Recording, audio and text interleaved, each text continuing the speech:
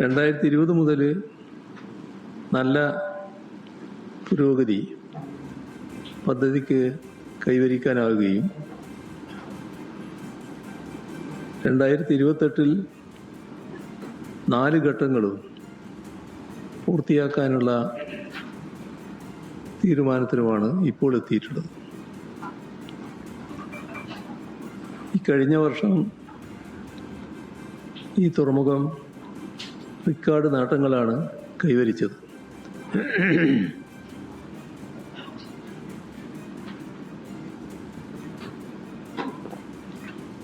ഈ വർഷം രണ്ടാം ഘട്ട വികസനം അത് 9,700 കോടി രൂപ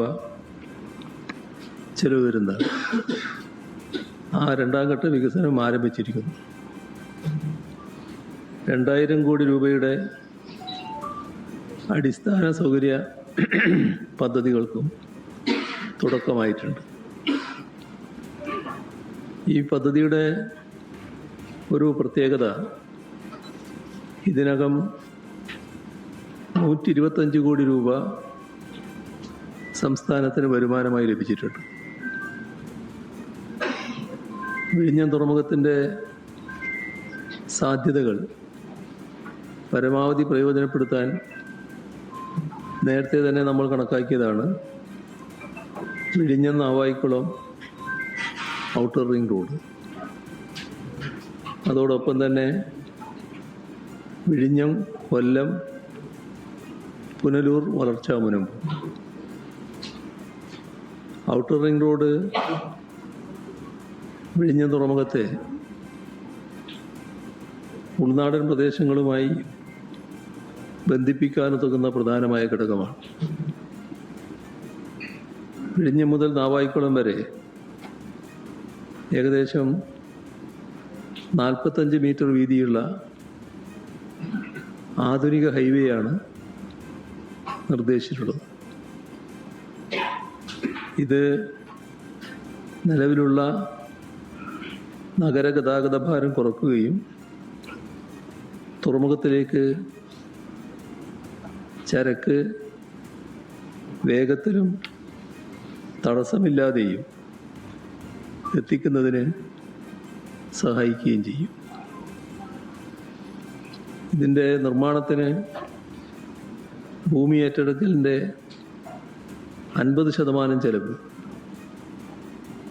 ഇതിൻ്റെ സർവീസ് റോഡുകളുടെ നിർമ്മാണം, ഇതെല്ലാം ഉൾപ്പെടെ 1,629 കോടി രൂപ സംസ്ഥാന സർക്കാരാണ് വഹിക്കുക. ഇതുകൂടാതെ നികുതി ഇളവുകളും മറ്റ് സാമ്പത്തിക ബാധ്യതകളും സംസ്ഥാനം വഹിക്കുമെന്നും തീരുമാനിച്ചിട്ടുണ്ട്. ഇതിൽ കാണേണ്ടത് 2018 കേന്ദ്രവുമായി ഈ പദ്ധതിയുടെ കാര്യത്തിൽ തത്വത്തിൽ ധാരണയായി. പക്ഷേ പിന്നീട് പലവട്ടം ആവശ്യപ്പെട്ടെങ്കിലും അന്തിമ അനുമതി ഇതുവരെ ലഭ്യമായിട്ടില്ല. 2024-25 കാലയളവിൽ കേന്ദ്രമന്ത്രിയെ നേരിട്ട് കണ്ടിരുന്നു. പദ്ധതി വേഗത്തിലാക്കേണ്ടതിൻ്റെ പ്രാധാന്യം വ്യക്തമാക്കിയിരുന്നു. എല്ലാം ഉണ്ടെങ്കിലും അനുമതി വൈകിയിരിക്കുന്നു. അത് ഒരു തടസ്സമായി ഇപ്പോൾ അനുഭവപ്പെടുന്നു. റിംഗ് റോഡ് പൂർത്തിയാകുമ്പോൾ വിഴിഞ്ഞം തുറമുഖത്തിൻ്റെ പൂർണ്ണശേഷി ഉപയോഗപ്പെടുത്താൻ കേരളത്തിൻ്റെ സമഗ്രമായ സാമ്പത്തിക വളർച്ചയ്ക്ക് ഉത്തേജനം നൽകാനും ഉപകരിക്കുമെന്നാണ് കാണുന്നത്.